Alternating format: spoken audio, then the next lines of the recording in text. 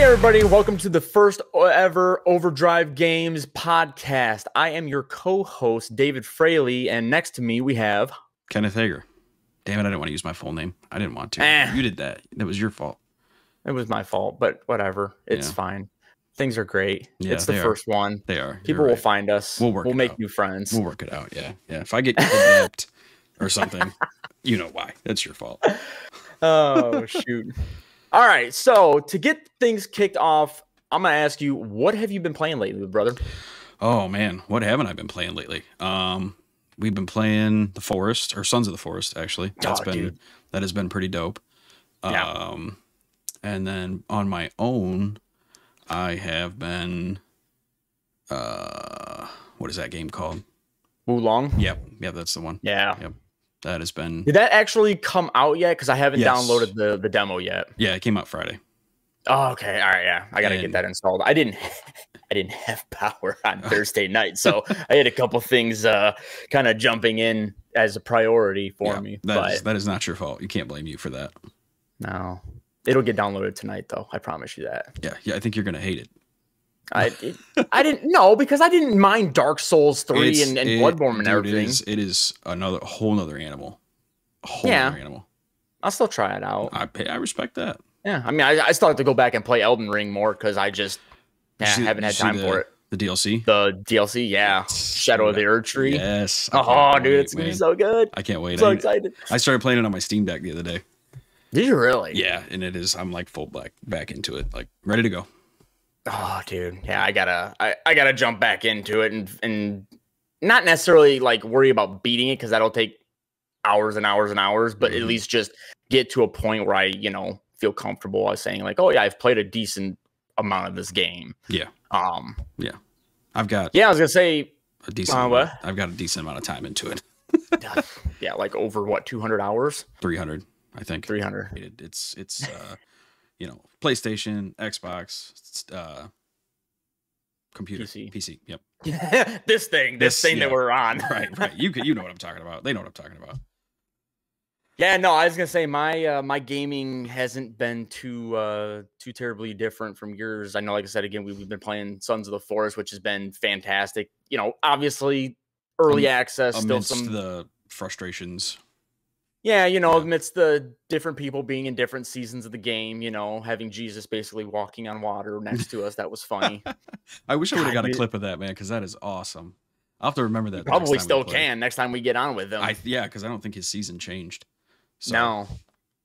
But yeah, so we've been playing that together, and then I have been just playing a ton of Hogwarts Legacy, man. That has just been, and we're going to talk more about our initial thoughts later on in the podcast, but yeah, it's just they've been knocking it out of the park. Although I will say, I did watch a video on YouTube of a guy that was talking about like the 10 biggest complaints of gamers about that game, and every single one of them, like, they were valid complaints, but they were like really minute. Like they weren't anything that I would sit back and be like, oh God, I hate this. Like, why are you doing? Like, it was just a case of like, oh, like one of the bigger ones was the dialogue. Like every time you go into Hogsmeade, it's all roads lead to Hogsmeade. Oh man, it's what it is for me. It's the flu lady. Yeah. Every time you that was the other chick. Yeah. Oh my God. Travel was so much more difficult until I invented flu powder. No. I don't need. We know. Yeah. There's gotta be a way you could like limit the amount of times a certain piece of dialogue is said. You know what I mean? So. I don't know. They did say that like for Hogsmeade, like when he's getting ready to say that dialogue, entering it, that the players would just roll and it would cause the dialogue to get cut short. Oh, I'm gonna try that. I'm definitely gonna try that. So, but yeah, like I said, that's been my one game that I've been playing a lot of. I have been playing still a lot of Call of Duty's ranked play, which I have been very happy to see that it sounds like it's been gaining a lot of traction. Like, really? Warzone went down and ranked play went up. Like, oh, that's awesome. There's a bunch of content creators that are posting their clips and everything on TikTok and Instagram and everything. Like it's getting big, and it's like, I hope that Activision looks at that and goes, oh, maybe we need to put more resources and more effort and more time into this, because this is actually taking off better than what we had anticipated, because, Warzone is just taking a nosedive right now. Yeah, which, I mean, I don't even know if it necessarily is. Right. I don't know if it's necessarily taking a nosedive. I think it might just be more of like just staying steady. You know what I mean? Like, which is fine. But they lost players. Oh, they did. They lost a ton of players. They lost like, I don't know what exactly the percentage was of the player base, but it was like they lost a lot of players to it because they weren't doing anything. And we're gonna talk about another game here shortly that did, they're not taking care of these games. We waited for what, 3-4 months, it seemed like, before we even got a new map or, certain updates and everything. And it's just, it all goes back to the fact that I love these developers for making these games, but my God, listen to some of your player base. Like for Call of Duty, and I know you and I have talked about this offline 1,000 times. When your player base sits there and tells you that the footstep volume is too loud, why would you increase it like 70%? They must have thought we said too quiet. I'm clean out your ears or something, dude. Turn up your hearing aid. We're saying it's literally too loud, and now you've got people taking advantage of the loudness equalization in competitive and even in pubs, which makes everything, even your the quieter sounds in the game, like way loud. You can hear people walking halfway across the map. It's like, it's like, you can't do that. And there's guns that they introduced, like the Hemlock. Yeah, Hemlock was a brand new SMG or AR that they brought into the game, and that thing needs to be nerfed so hard. Oh yeah, because they took it out of competitive. They did, and I played a couple matches, just a team deathmatch, just to kind of warm up before I went into ranked play. And that thing beams. There's hardly any recoil on it, and it's like a 2 to 3 shot kill machine. It is accurate as hell. Accurate. Yeah, I mean, and it's anything from the torso up. I mean, maybe 3 or 4 if it's like an arm or leg shot, but I mean, we're talking not even upper torso. We're talking the entire torso, 2 to 3 shots. It is abysmal, and they just have to work on things. But it's just, I don't know. I don't think they're ever going to have like a Call of Duty that we used to have back in the day. Where those things were, I don't want to say they were 110% polished. My God, man, I don't remember having any issues with any of the balancing of guns or whatever in Black Ops 2. Yeah, we say that though, but I wasn't as into it as I am nowadays. You know what I mean? So there could have been some balancing issues, and we may have just not noticed. Maybe when those games were out, maybe the people who were older, our age now, playing those back then, were like, "Gosh, dang, this gun is just terrible." I mean, I had this bad habit of I would get killed, I would just get lasered by a guy. I'm like, "What gun is he using?" And I would go and try and make that gun in my next class, and I wonder why I wasn't getting kills with that gun. And it's like, well, no, I think I just might be bad. I'm just really bad at the game. Yeah, right. I could use a rocket launcher with infinite ammo, and I'm still going to get shot. So. Well, it's but I mean, even some of the pro players, they look back on these games fondly because it was just, I feel like it was almost more skill based than it is now. I don't know. It's just, I mean, I'm not saying that Modern Warfare 2 is a bad game by any means. This has actually been, in more recent years, one of the more fun Call of Duties that I've ever played. Yeah. But, it's, again, they have more tweaking they need to do. And I think they really do need to kill the every year life cycle, because I just, this year we're having Sledgehammer again. Yeah, which wasn't supposed to happen. They get a 2-year dev cycle for that. Okay, so now Treyarch's got a 6-year dev cycle for their game. That game should be, hope to God, that it is polished, balanced, everything right from the rip, because if it's not, then I'm gonna be sitting back going, what are you doing with these games? Yeah, and they've got so much time, and hopefully by then, I mean, well, I don't know if everybody would agree, hopefully, but I think hopefully that they will be a Microsoft entity by then, and somebody can kind of clean house at Activision and maybe talk some sense in these 3 teams to try and get a game out the door that's finished and not something that still needs a ton of work.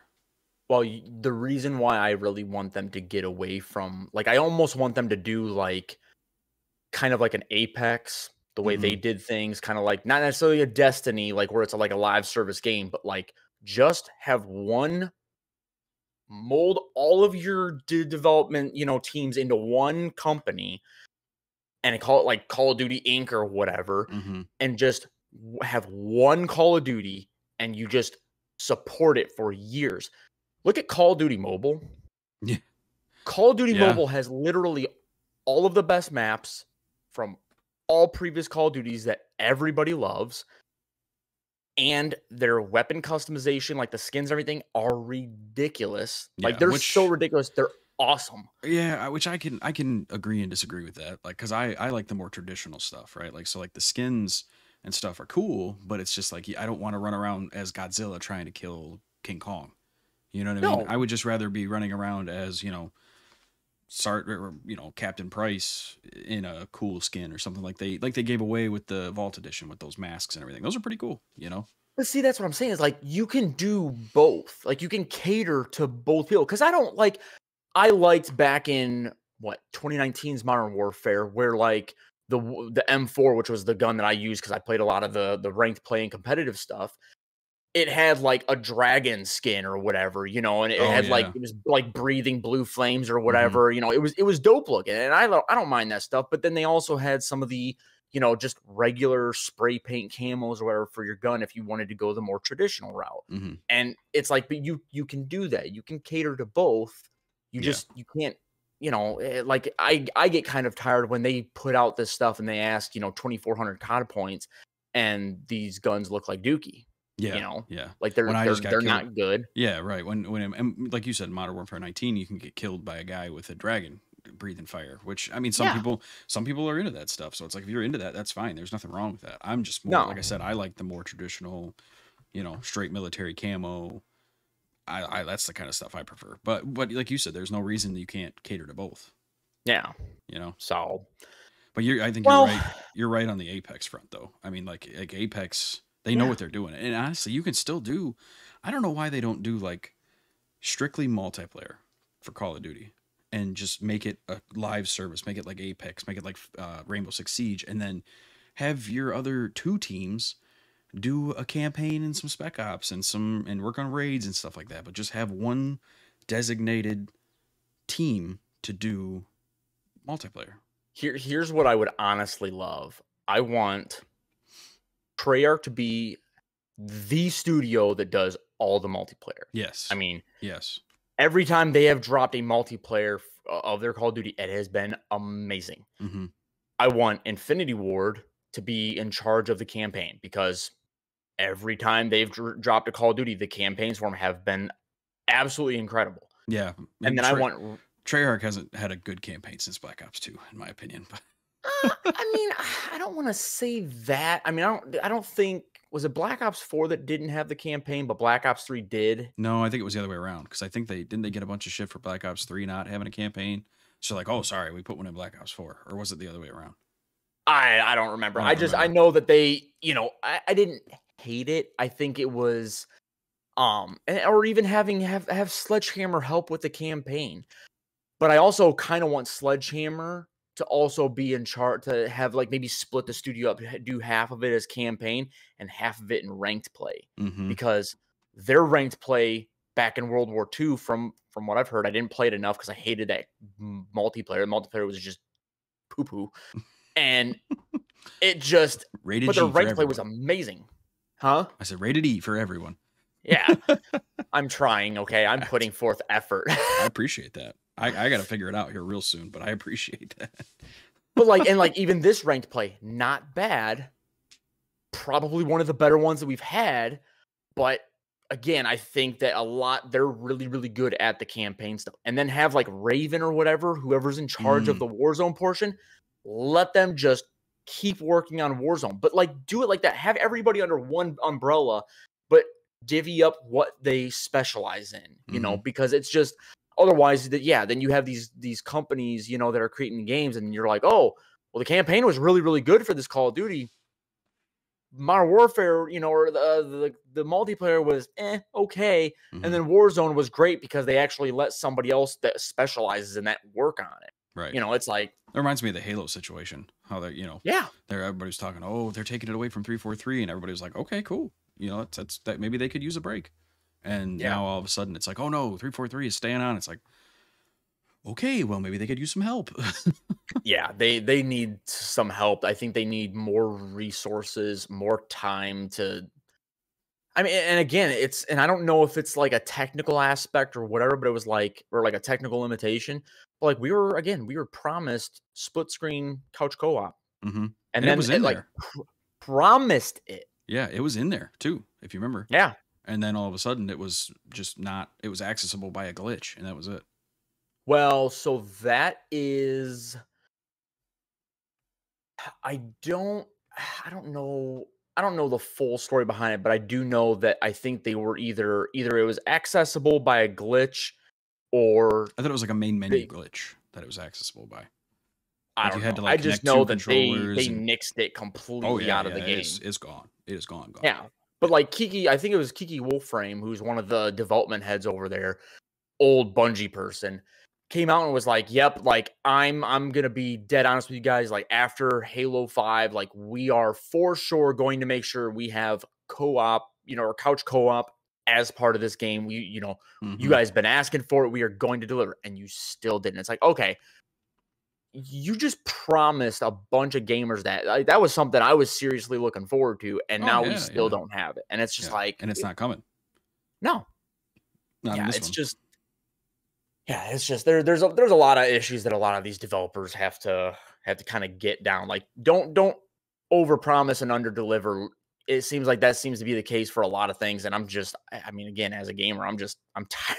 I'm tired of hearing about it, you know? Yeah, I agree. It's like, okay, you're going to No Man's Sky us, you know, overpromise on that game, and then upon release going to just screw us over. Don't drag them through the mud though. They've really they have. Yeah.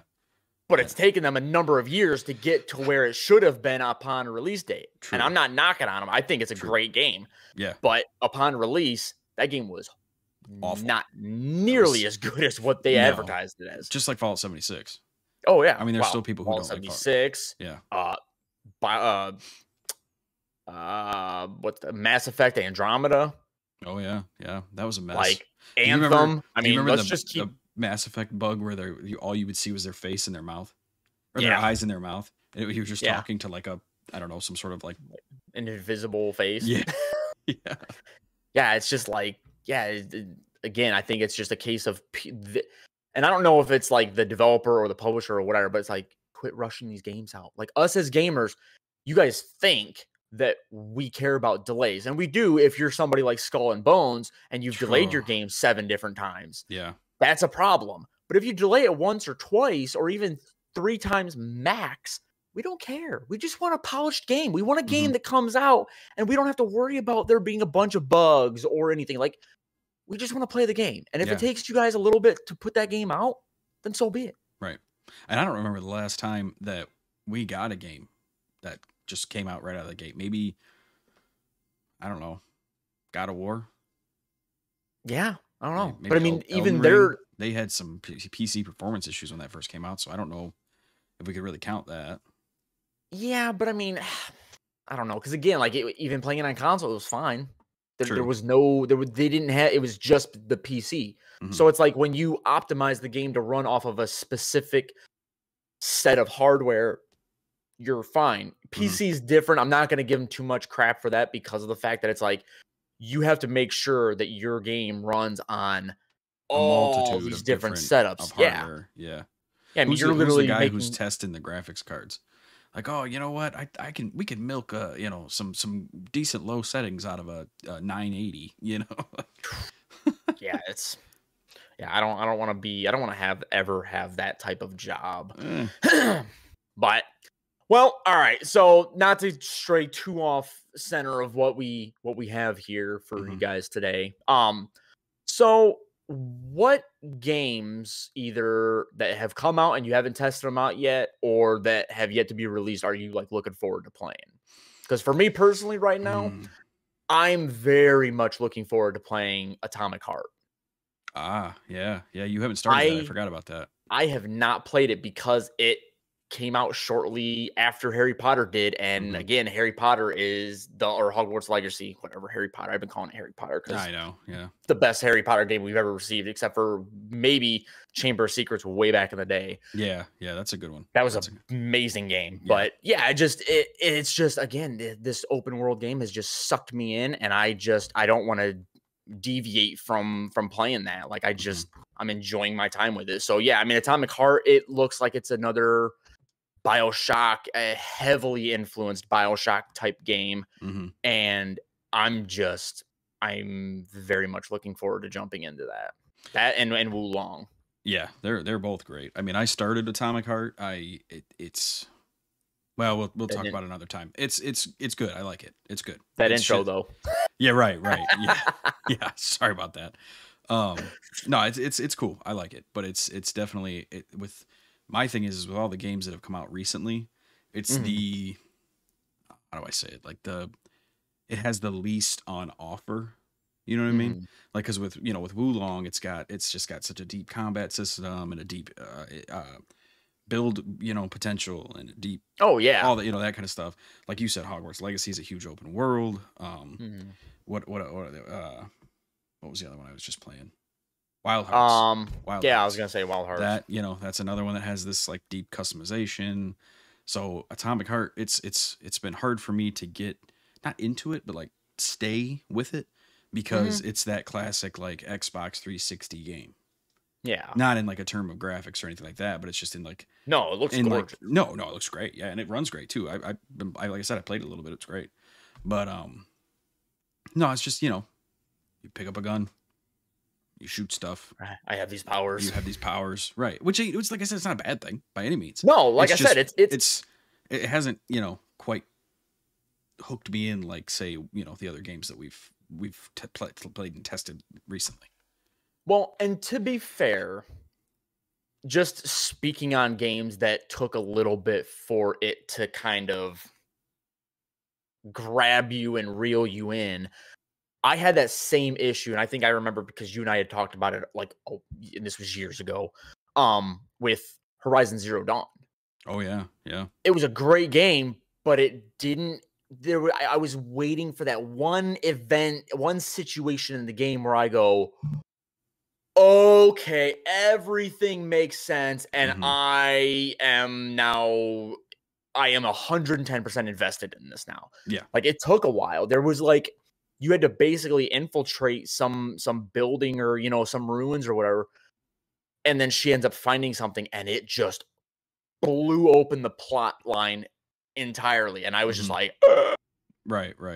That was your. Like that I had a moment. seizure / aneurysm. Like I was like, oh my god, okay, I'm in. I'm playing this game nonstop now, and I think that might be something with Atomic Heart. Like I don't know how much time you've put into it, but it may be something like that where.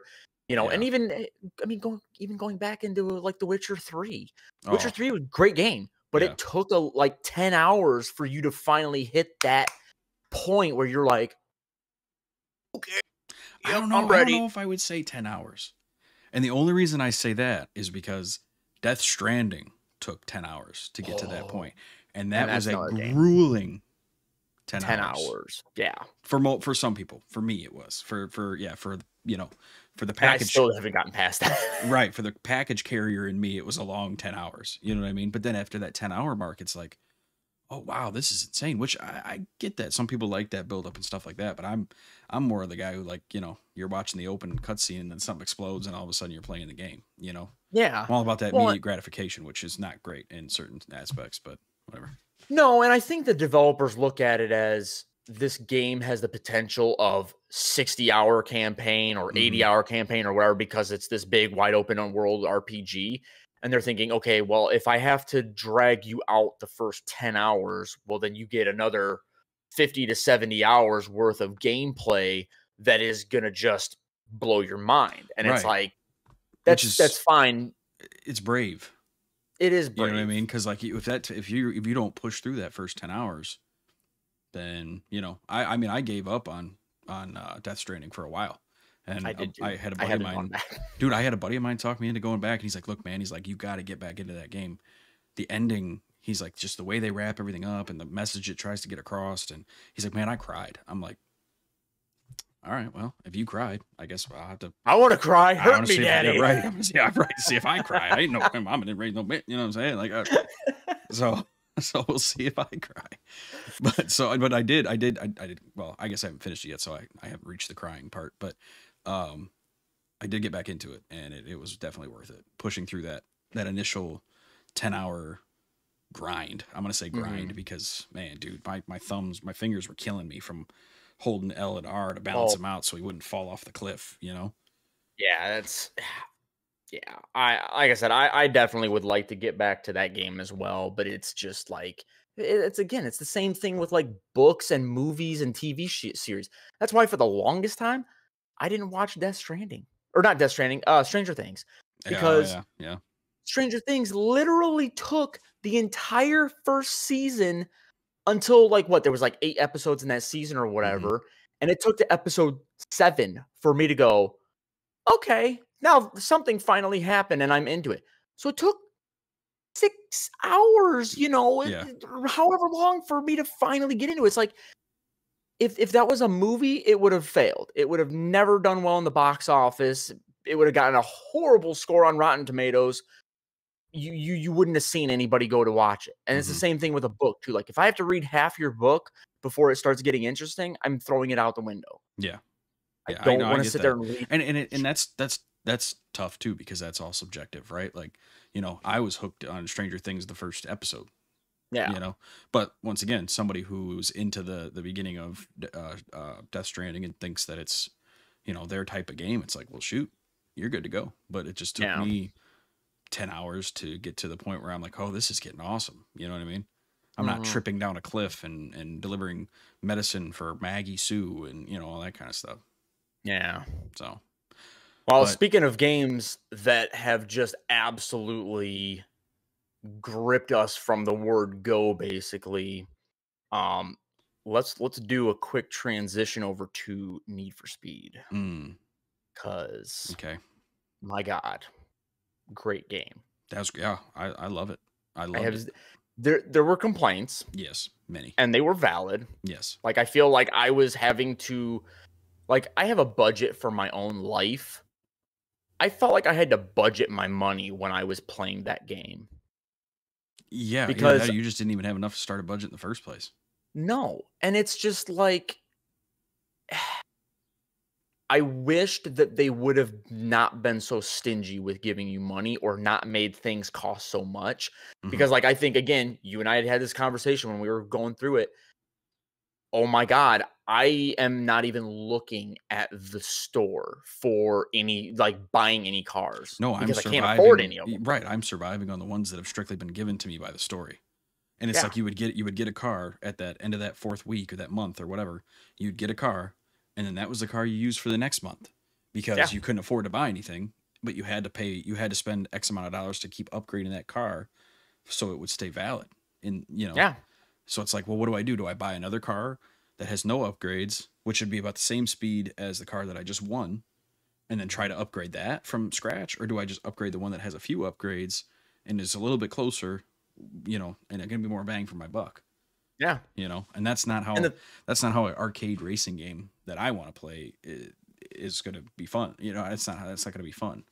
Well, and I mean, and even going back as far as because I know a big complaint with that game was the fact that you couldn't overpower your car. Some people were like that because it was like, oh, it still makes this game challenging because I have to stay within a particular, what's the word I'm looking for? Class. Thank you. Yeah. You had this, your car had to be a particular speed and everything to stay in that class. And it's like, well, that's fine.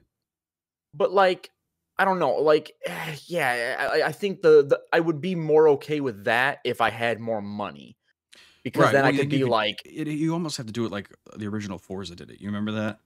Yeah. You had multiple paths you could go down, right? So if you had an A class car and a B class car, you could, say if you're losing races because you don't have enough money to finish upgrading the A class car, you upgrade the B class car. a little bit, start running through some of the B races, win some money, and then start putting that money into the A class car. So if you've got you've got options. With Need for Speed, it's like you just got to go one path, upgrade that one car, and then you win another car, and then that car is good for the next path, you know? Yeah, because I mean, it just, yeah, and the worst part about it is I'm almost dead positive they have not released any updates for this game. Maybe one, but it's like, why? Again, in recent years of the Need for Speeds, like since 2015 all the way up till now, this has been like the best one that we've gotten. And thank God that Criterion took it over, but like, where's the support? Right. I mean, and now the other ones were good. You know, Heat was good. I didn't really like Payback. I didn't care for Payback too much, but I didn't like the card system. No, that was terrible. And then I liked 2015. Obviously, that was great. But it's just, I don't know. It was okay. I still don't necessarily like the handling too much. And when you compare it to like this year's Need for Speed, it's definitely different. And I'm not even saying like this year's Need for Speed is great by any means, but it's definitely better than what I feel like we had back in 2015. Like 2015 was manageable for certain races and everything, but it was still not as tweaked or polished as I would have preferred. Like I remember, you know, again, and we've talked about this a million times before, like why haven't they ever brought back any of the other, like Underground 1, Underground 2, you know, Most Wanted, Carbon, like EA, you are sitting on a legit money pile. What are you doing? Like you can't sit there and tell me you can't just remaster these games. The only thing I can think of is it's a licensing thing. But you're EA. I know, but I'm just saying I would assume. So say if you want to redo Most Wanted, remaster it like the actual Most Wanted, not the remaster that we got, or reboot or whatever the hell you want to call it. Yeah. If you want to remaster Most Wanted, I would assume you'd have to immediately reach out to BMW and be like, hey, you know, I know we just got your licensing for Unbound, but we're going to redo Most Wanted, so we need the GTR again. And I'm assuming every time they need the entity of the GTR, they have to pay for it, I would think. And not just the cars, but the music. Because there was great music back then. And you definitely would have to redo the licensing for it. Because you can't replace that music with some stuff. No. The music they have in games nowadays, it just doesn't matter. You know what I mean? I mean, to some people it does. But for me, it's like I was jamming to Bullet for My Valentine and Avenged Sevenfold in Most Wanted. Most Wanted had one of the best, and Underground 2. They both had a couple of the best soundtracks. But then it's like, okay, so if you remaster Underground 2, do they have to reach back out to Snoop and, you know, whoever controls James Morrison's part of the Doors and say, hey, can we reuse that song again? Because if Underground 2 starts in a remaster, I mean, it looks beautiful and everything, that's great. But if Riders on the Swarm doesn't start when the disc starts up, then I don't want to play the game. Yeah. And I don't think, and I could be wrong, I'm not a producer of games or whatever. I don't know all the back end stuff that's involved with licensing everything. But like, again, like you have you know that if you remaster these games, you are going to be basically printing your own money. Yeah, you're gonna, exactly. So that's just it, right? Yeah. They gotta, I guess I would assume they would have to weigh out whether getting those licenses and paying for them again is gonna make them enough money on the remaster. But it's like you've held out long enough, and I think at this point, because you know, the longer you wait for something, the more hype it gets. You know, there's people doing their own types of remasters of those games and shit. If you wait long enough, they're modding them, right? If you wait long enough, you'll get the hype up enough, and you're gonna make money on it. Just like how PlayStation, they just finally, after all these years, brought Legend of Dragoon to the online service. Yeah, and I know they're gonna make money on that, you know, because you've held that out for long enough, and there's enough people out there who still want to play that game that they will buy it, even though I think they were giving it away for free. But that's besides the point. That's not a good example. But even at that, it's just like, you know, either do that or actually support these games that you release. Like, you know, again, going back to Need for Speed, like I have been watching a dude on YouTube by the name of Black Panther, and this dude basically covers all sorts of like racing game, you know, stuff. And he does really good content because he just plays these games ad nauseum. So he knows all the different tricks and tips, you know, and glitches and, you know, exploits and everything within the game. And like some of these are actually like really bad. Like they shouldn't be a part of your game anymore. Not at this far in. But you're not updating the game. There's no support. And it just blows my mind that it's like, again, you have one of the best Need for Speed games in recent years dropped. It looks good. It plays well. You know, it looks great. Yeah. I thought I was going to hate those anime transitions. Stuff. Oh man, dude. Now it's weird playing without them. I know. Trying to go back and play Heat or something. It's weird playing without them. Well, and that was like one of the things when a lot of the reviews came out was it was just like, I don't know how I'm going to feel about this. And then as the game went on, you're like, it really works. Yeah. Like it works really well. It does. It looks really cool. And it doesn't take away from in my opinion, from the immersion at all, you know, and if it does, you turn them off. Yeah. I mean, it's not like, you know, I mean, yeah, you notice that the things are coming up on the screen when you're driving and everything, but it's not anything to where you're like, oh, if that thing wouldn't have come up, I would have seen the dude, you know, coming up on my tail or whatever. Like it's never been anything like that.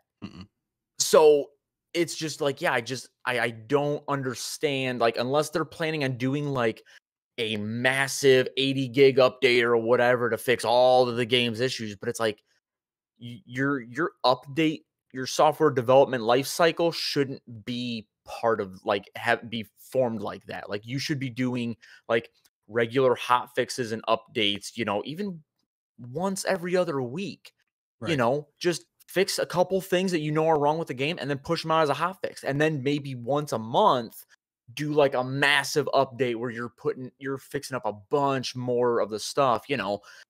But yeah, I don't quite understand that, you know. I don't either. You got a great game and you're just letting it die. Yeah. It's 3 months old. It's been out for 3 months. How have you not done anything at all with it? Well, besides just leave it out there for people to play and glitch and whatever. But again, even, you know, slightly going back to Call of Duty, I mean, they went weeks and months without updating the game with anything major. And then it's like, well, don't sit back and complain or wonder why you're losing players, because people come in, they see a bunch of issues with the game.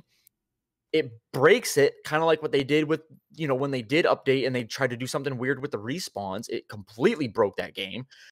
And you didn't fix it for like the longest time. And then people were like even myself, I was like, I don't want to play your game now because I can't have fun, because I can't even figure out where the guys are even, you know, spawning from. You know, it ruined it. And then, yeah, it's like, luckily I'm a big enough fan of Call of Duty to where when I heard about the fact that they had actually fixed the spawns and they were working again, and by the hand of God, they're actually good right now. Right. It got me to jump back into the game. But for some people, it's like, again, like that immediate gratification and everything. Like if something happens and they don't like it, they're gonna leave because there's a bunch of other games that are coming out. Right. It's why you know, I feel bad for Battlefield, because Battlefield has, you know, started out crappy, bunch of updates, but it's too late now. Like you waited too late. And I don't know what the solution is to get these games out the way and make them good. In Battlefield, they've got a good thing, you know? Yeah. But they just don't. They've got their core player base. I mean, there's a lot of players out there who are still playing Battlefield. Yeah, but 2042. No. I mean, you can still get into a game, no problem, for the most part.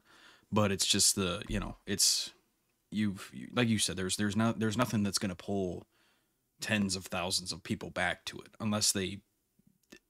I don't know if there's any way that they could, really. They can't. It's gonna be a case of, and I mean, I'm still one of those people. Like I went on and I got it when it was on Game Pass or whatever, and I played it a couple times with you. But it's just like for me, the TTK and that is almost too quick. Like it's faster than Call of Duty, and it's just like, you know, I'm sure people have complained about it. I'm not in the Battlefield forums or anything to see what people are complaining about, but it's like, yeah, it's like you did something good. You made the game better than what it was. You've got your, your class system back again, whereas before it was just like the specialist system. Right. Call of Duty tried that. Don't do that. No. Don't do specialists. That does not work. Yeah. No. Because then you have, and especially I think even back then when they were doing competitive stuff, it was like, well, if one person picks this, then you can't pick that because you can only have one. It was almost kind of like a Valorant type setup, or like you can only have one type of character per team. And it was just like, okay, well, if I'm really good with one person and somebody else on my team picks that, I don't know what to do. Right, and it pushes you to want to try a different operator, which I get that. That's fine. But I'd rather try different guns than different operators. Right, exactly. Or if I want to try, say if I'm usually playing as a medic and I want to try playing as a sniper, then I'll just switch, or not as well, you know what I mean, like a recon. Yeah. It's like I could just switch my class to recon. Yeah. If there's 2 snipers on one squad, there's 36 people. You think there's not going to be enough medics out there for everybody? Yeah. I mean, hell, that's what seems like people play mostly as medic. Yeah. Or I do, anyways. But yeah, no, it's not a bad game where it stands, but there's just not. It's not like you said. Like I said, there's nothing pulling me back to it. No, like I said, they updated and they got things working for that game for like the core dedicated users that really are diehard fans and they want to play the game. But for a lot of the general player base that, again, they see these games and when they first dropped and it's doo-doo, and then you do a bunch of updates like 3-4 months later, I'm already gone. There's so many games that are coming out anymore. It's like, yeah, if your game's crap from, the word go, I'm off playing a different game now. It might not be a first person shooter, but I'm not playing your game.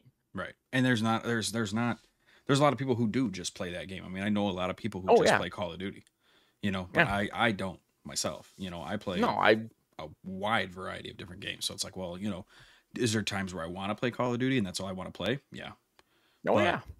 There's also times where I'm like, okay, Call of Duty's, this is just not doing it for me. Something's not working out here. I'm going to go play Wild Hearts or something. Yeah, it's like you and I have talked before. It's like sometimes it's just not your night for that game. And you're just like, okay, I'm just, for whatever reason, I'm either getting into some real sweaty lobbies or whatever, but it's just not working out. I'm going to go play a game like, Hogwarts, something that I don't have to worry about there being a lobby that I'm jumping into and having sweaty players. It's like, no, I can just go in and play this. It's single player, Right.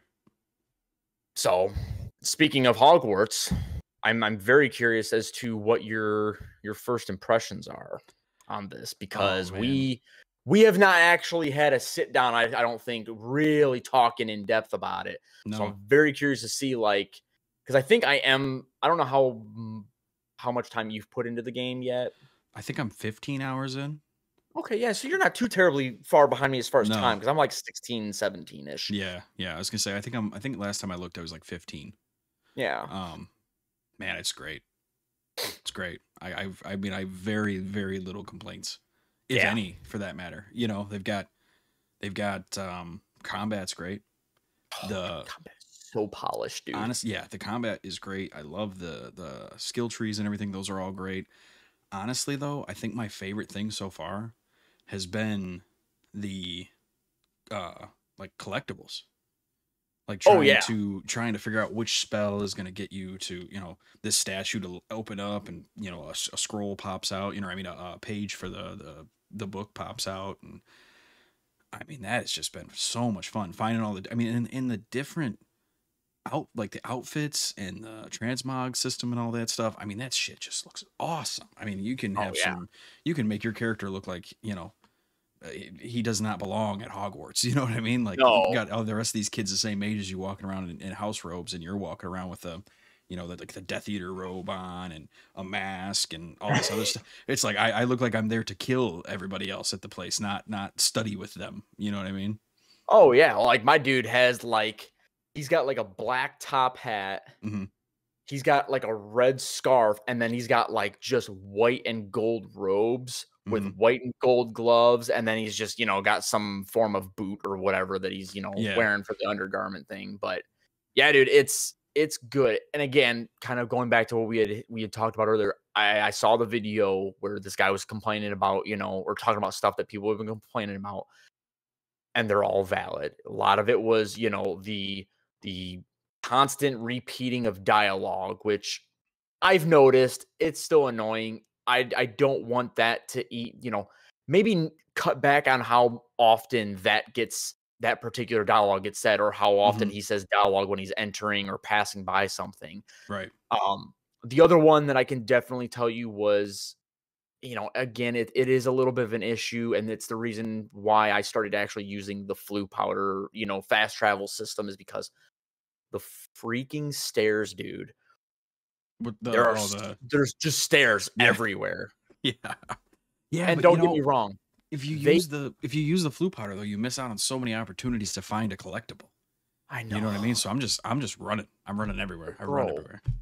Like, one of the jokes that the guy made in the video, he goes, you go to the Great Hall or whatever, and you see like all of this food that all of these students, and not all of it's like healthy. And it's not, I mean, you got like the pumpkin pasties and, licorice wands. He's like, but you don't see fat students in this game because they're doing cardio, getting from one class to the next. Right. And you know what? And you can't alter your weight in the character creator. And the other issue I have is you can't give your character a beard, and that's BS. So I'm mad about it. Listen, these kids are like 17 years old. So it didn't look like this at 17, but I had, I didn't have this when I was 17. Yeah. It didn't look this good. Yeah. But that was my only complaint. Yeah, I don't. The stairs are like, again, it's a minor inconvenience because of the fact that they have the fast travel, so you're not really utilizing the stairs as much. Like you said, you do miss out on certain things, The only other thing that has been, not like a real big complaint, but just kind of an annoyance, have you started helping Mr. Moon search for those like the statues or whatever? The caretaker guy? No. Okay. No. So when you learn like the Alohomora charm, and this isn't like a spoiler or anything for you, but like he teaches it to you after you help him grab like 2 or 3 of these statues. And then it's your job to find more of these statues that are littered basically throughout Hogsmeade and Hogwarts and some of the like the grounds surrounding Hogwarts. You can only grab these things at night. Oh. And there's not like a map or whatever that tells you where the layout is of all of them. You just stumble upon them. It's on Google. Really? Oh, well, yeah, okay. I'm trying not to Google stuff because I don't want to. I already had to for the rooms, because the rooms, like the ones where like you have like the panels or whatever on the walls, like right next to the door, and the door's got like the cryptic. Like, did you Google that? Oh, I did, yeah. Okay, I'm this close, man, because I don't understand them at all. Yeah, It makes me feel dumb that I had to Google it, but I had to Google, and I'll be surprised if you don't. When you learn Alohomora, because there's a mini game to unlock the door, which again, that's been like another complaint of people. They're like, it's freaking magic. It should open automatically. Why am I then taken to this puzzle where then, if I don't know how to figure this out, I don't get into this room, even though I cast the spell. So I can understand it. Yeah, it is kind of bizarre. So for the rooms, is it a certain spell you need, or is everything that you need right there? Everything you need is right there. There's no spell that you cast on those doors. Damn it. Okay, all right. It has to do with the pictures. There's math involved. Let me just tell you that. It's a pain in the ass. I don't like math in my video games. I am not. Every single time I go to do this, I have to look up the picture that I have on Google and really try to do it. Yeah. Wow. Now, I will say that's one thing that impresses me about the game, is they don't really hold your hand through some of the puzzles. No. You know what I mean? Like, you really don't, there's certain, I'm trying to think of the one. Oh, the treasure maps. Have you found any of the treasure maps?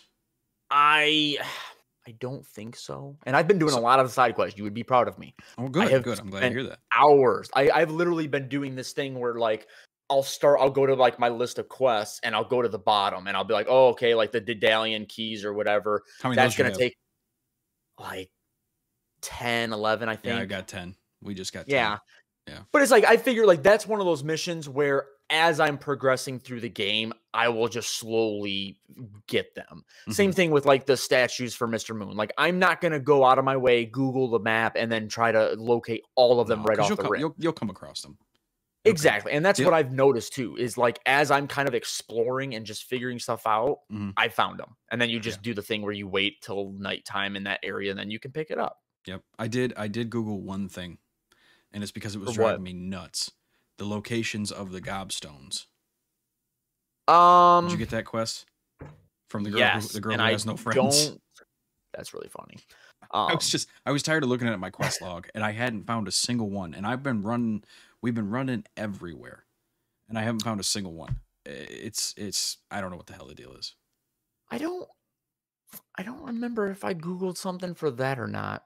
And he'll even say something. He'll say like, "Oh, I think I have to find the gobstones. I have to keep look. You know, when you walk by one, and they're very well hidden. And I still, and I'm just like, I gotta get this quest out of here. It's driving me nuts.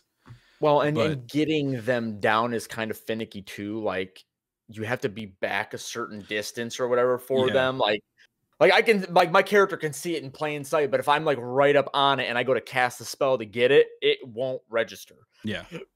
Which has been kind of weird for me too. But yeah, I mean, I am absolutely loving this game. Like you know me, I am a big time Harry Potter dork. I've read probably all the books like 20 times each. I've watched the movies 100,000 times at least. And I mean, I went even as far as I've watched the 20th anniversary. I've watched the game show that they did on HBO Max or that HBO was so Go. bad, but we watched the whole thing. Oh, I watched the whole thing. I was like, I'm going to test myself. Yeah, and I got like one wrong. Yeah. Yeah. It was so corny. So corny. It was, but it's just like, yeah, I don't know. I mean, Harry Potter in and of itself is corny. Like even some of the dialogue in this game is kind of corny, but oh man. Sometimes the conversations between your character and Professor Fig, they get a little weird. I'm not going to lie. There's been a couple of times where I'm like, what did he just say? Yeah, like what? What it was it's like the rewind. Yeah, the TikTok thing. What did he say? But yeah, I mean, overall, I am just again, as a Harry Potter fan, being able to explore this castle in all of its secrets and glory and everything, and being able to attend classes and yes. Just, I mean, don't get me wrong. I wish the classes were actual classes where I would actually like have to do stuff in. There's certain classes where you're not really doing that. It's funny that you mentioned that because I thought to myself, I'm like, man, because if I remember correctly, I think in Chamber of Secrets, you actually had to put some effort into the class. To figure out what you're, but I wish that they did it more like Bully. Did you ever play Bully? And that was the other thing that he complained about. He goes, because people they literally thought that this game was going to be a case of like, you start off as a first year. Like a persona. Oh, yeah. When you have this whole story that's going on behind the gameplay that like is just as important and just as intricate as the gameplay. But like when you learn a new spell, that is the dumbest. Like you just got where the thing chases you through the pattern and you got to hit. That is just, man, there's no challenge to that at all. No, like I wish they would have been like, here's how you figure it out. Maybe like work on the spell like 3 or 5 times. And then like after that 3rd or 5th time, then it's the first couple of times you cast it, it like kind of works, but doesn't really. Cause it's like, you're trying to master this spell. Or do like a button, like a, what do you call them? Quick time event. Yes. Yeah. Do like a quick time event, put something into where it's, it feels like you're accomplishing something other than doing this little design. Yeah, it's I like I said, I thought when they first had announced this game that it was going to be more of a like, again, you're starting off as a first year, you run all the way through to being like a 7th year, but you're actually going to classes. It's like I want to be at home and get a letter and then get accepted to Hogwarts. Like Yeah, but you've wanted that for a long time. You're not wrong. I can't poke any holes in that. Right. But yeah, I'll be honest I agree. with you. When I was 11 years old and I didn't get my letter, I was a very sad boy. Hey, I hear you, man. I hear you. You were living under a cupboard and you just had to live with that until you were 18. That's rough. I'm sorry. Sad day. Yeah. I'm here for you, buddy. I'm here for you. But yeah, again, overall, the game is absolutely incredible. The combat feels great. The customization's there. And like, I keep finding more and more stuff that is like, it's starting to borderline be overwhelming, but it hasn't hit that point just yet. And like, I didn't. It's crazy to think too. Like, I watched one of the developer interviews, and they were saying how they've kind of had to breathe life into things that you've never seen before. Oh yeah, you know what I mean. So I think that's another reason why I've been exploring so much, and like, because you get to go in the Hufflepuff and Ravenclaw, common rooms. Yeah, you know what I mean. And they were saying how that's never really been detailed before. You know, so they had to take what they knew from the story and from the book and breathe it into the common room. So that way you're just like, oh, this is what this was supposed to look like all these years. Yeah. You know, so that's, I think, going back to the stairs and everything, I think that's probably part of that, is because they're having to show people all of this stuff and they want to make it as detailed and everything, maybe even more than the movie did, you know, because you can, instead of being on a camera in the movie, you're controlling the camera, you're controlling where you're going. Yeah. So, well, and I will say too, my only like big time complaint, and they had all the resources and everything available. I would love to get a hold of like a director of the game and find out like why they didn't do this. And I think you know where I'm going with this. The Enchanted Staircase. Yeah. Why? It has been detailed ad nauseum throughout all of the movies. It is the one thing I was like, oh, this is going to be dope. Like, you're going to get to see all these staircases moving and everything, you know. And I can get, you know, like, you might have to sit there for a second and wait for it to move to the point. But I want that. I don't want this spiral staircase that just starts materializing out of thin air. And I just climb up, you know. But yeah, it's a fantastic game. I'm very upset that there is no planned DLC for it. I think that is a missed opportunity. Yeah. They've already said they have no planned DLC for it. Yeah, I know. I was hoping that would be something where they're like, well, we sold so many copies, so we might, you know, just go with it. But I don't think that's going to happen. And Quidditch. I would have loved to have seen Quidditch. You know? Yeah, no Quidditch, no being able to access like Diagon Alley. You know, that was kind of a missed opportunity too. I love the fact that Hogsmeade is there and I can see that in all of its glory and access shops and buy things. But Diagon Alley is there. Like, you were at Gringotts, you know, early on. Oh, yeah.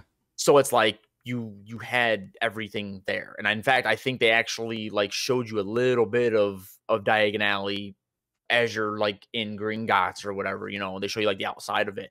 Oh yeah. Missed opportunity. You know, which it could have just been like a time thing.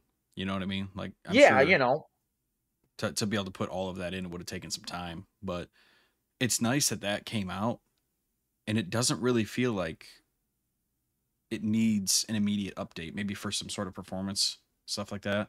Yeah, like it came out to being what I would consider a complete game, and you have all my respect in the world for that. And the story's great. Yes, I like it. It's so good. Yeah, because they were gonna. I mean, they had a lot to follow up on from the books and everything, so they had to develop this old, you know, story that happened in the past, and they did, and they knocked it out of the park. Well, and the thing that I do like about it is that you'll have these campaign like streamlined campaign missions, and then they'll be like, oh, well, you have to go off and do this. Like, it almost tells you like, take a break from doing the main campaign and go off and do other things. And again, like something that you and I have kind of praised this game for as well is the fact that the side quests are just as good as the main campaign. It's The Witcher 3, man. The Witcher 3. It's a Witcher 3 thing. Yeah. Like 2 games in all of the history of games, they did side quests phenomenally. And I am just, again, applauding you so well for that, because it just was just done very, very well. yeah, I can't keep saying great things about it because this would be a 2-hour long podcast. Right. Right. And I've become a floating head because it's dark in here now. So. Yes. You're just a head with an era shirt on. An era t-shirt on. Yeah, pretty much. And a hat and a headset. I should open the windows back up. I had to turn the AC on because it was getting a little too hot in the apartment. It was like 71 in here. I couldn't cool myself down, and I have no open a window. Because the windows in this room get stuck and they're just a pain in the backside to open and close. That's okay. I have both of my windows open, and I don't know if you could hear it or not, but I had a car alarm go off 4 times in the last hour. Never heard it. Good. I'm glad. Yeah, means it won't get picked up by this podcast. Right. I'm like, are you kidding me? What are you doing? Shut the dang thing up. Right. It's like it's a good thing I wasn't trying to do some ASMR because it would have gone well. Oh yeah, people. Oh, dude, yeah. A topic for another time, but yeah, like I said, fantastic game. I will most definitely be playing it more probably tonight or tomorrow night, whatever. Yeah. But yeah, just chef's kiss. I really do hope that they turn around and see how. I mean, this game's made like $680 million already. Really? Based on oh yeah. I mean this. Here is what their expectations were, and this is where the reality of it is. Perfect. Like, yeah. Perfect. I honestly, I hope that they do a Hogwarts Legacy 2. I would think so. I would hope so. But like, go even bigger. Like, make it to where it's more that you're doing classes or whatever. Like, I don't know how you would come up with a sequel to this because I don't know how the story ends. I don't know. I hope that there is a cliffhanger and it's like, oh, yep, it leads right up into a second one or something like that. But yeah, this game, I had low expectations because, again, Avalanche, the last 2 games that they did before this were like some Disney Infinity thing and a Cars game. Yeah. When you look at the like the list of what games they've done, it's like, what the heck? How did they? Yeah, how did you go from those and then you pull this off borderline flawlessly? Like, just all day long. Applaud as a Harry Potter fan. You did good, kid. Yeah, absolutely. Well, I think that wraps up for our first podcast, brother.